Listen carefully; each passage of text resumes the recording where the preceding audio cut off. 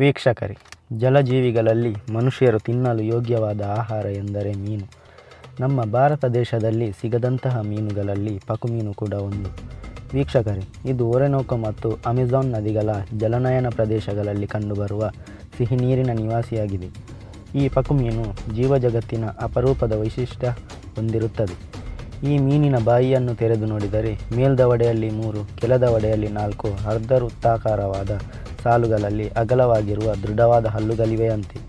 ಮನುಷ್ಯರ ಹಲ್ಲುಗಳನ್ನು ಬಹುತೇಕ ಹೋಲುವ ಇಂಥ ದಂತಪಂಕ್ತಿಗಳ ಸೌಭಾಗ್ಯ ಪ್ರಾಣಿಗಳಲ್ಲಾಗಲಿ ಇತರ ಮೀನುಗಳಲ್ಲಾಗಲಿ ಕಂಡುಬರುವುದಿಲ್ಲ ಎಂಬ ಕಾರಣಕ್ಕೆ ಈ ಪಕುಮೀನು ವಿಶೇಷ ಸ್ಥಾನಮಾನ ಪಡೆದುಕೊಂಡಿದೆ. ಈ ಮೀನು ಸರ್ವಭಕ್ಷಕ ಮೀನು ಹೌದು.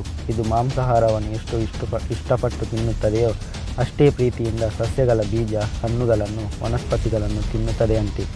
ನದಿಗಳ ಪಕ್ಕದಲ್ಲಿರುವ ಮರಗಳಿಂದ ಉದುರಿದ ಹಣ್ಣುಗಳು ಮತ್ತು ಬೀಜಗಳು ತೇಲುತ್ತಾ ಬರುವುದನ್ನೇ ಕಾಯುತ್ತಿರುತ್ತದೆ. ಇದಲ್ಲದೆ ಚಿಕ್ಕ ಚಿಕ್ಕ ಮೀನುಗಳು, ಅಕಶೇರುಕಗಳ ಅದರ ಆಹಾರವಾಗುತ್ತದೆಯಂತೆ. ಬೀಜಗಳು ಮತ್ತು ವಿವಿಧ ಜೀವಿಗಳ ಗಟ್ಟಿ ಚಿಪ್ಪುಗಳನ್ನು ಒಡೆದು ಜಗಿಯಲು ಹರಿತವಾದ ಈ ಹಲ್ಲುಗಳು ಸಹಕಾರಿಯಾಗುತ್ತದೆ. ಇದು ಆಕ್ರಮಣಶೀಲ ಜೀವಿ ಅಲ್ಲವಾದರೂ ಒಂದೆರಡು ಸಲ ಮೀನುಗಾರರ ಮೇಲೆ ದಾಳಿ ಮಾಡಿದ ಪ್ರಸಂಗಗಳು ಇವೆಯಂತೆ. ಇನ್ನು ಈ ಮೀನುಗಳಲ್ಲಿ ಕೆಂಪು ಬಣ್ಣದ ಪಿಯೋರಾಕ್ಟಸ್ ಬ್ರಾಕಿಯೋಪೋಮಸ್ ಮತ್ತು ಕಪ್ಪಗಿರುವ ಕೊಲೊಸ್ಟ್ರೋಮಾ ಮ್ಯಾಕ್ರೋಪೋಮಮ್ ಎಂಬ 2 ವಿಧಗಳಿವೆ. ಇದು ಗರಿಷ್ಠ 4 ಅಡಿ ಉದ್ದ ಮತ್ತು 40 ಕಿಲೋ ತೂಕವಿರುತ್ತದೆಯಂತೆ. ಈ ಮೀನು 50 ವರ್ಷಕ್ಕಿಂತ ಹೆಚ್ಚು ವರ್ಷ ಬದುಕುತ್ತವೆ.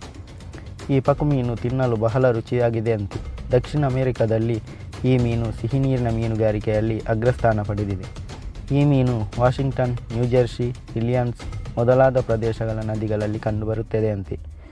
ಓಕೆ ಫ್ರೆಂಡ್ಸ್, ಇನ್ನೊಂದು ಇಂಟ್ರೆಸ್ಟಿಂಗ್ ಸ್ಟೋರಿ ಜೊತೆ ಮತ್ತೆ ಭೇಟಿಯಾಡೋಣ. ಜೈ ಹಿಂದ್.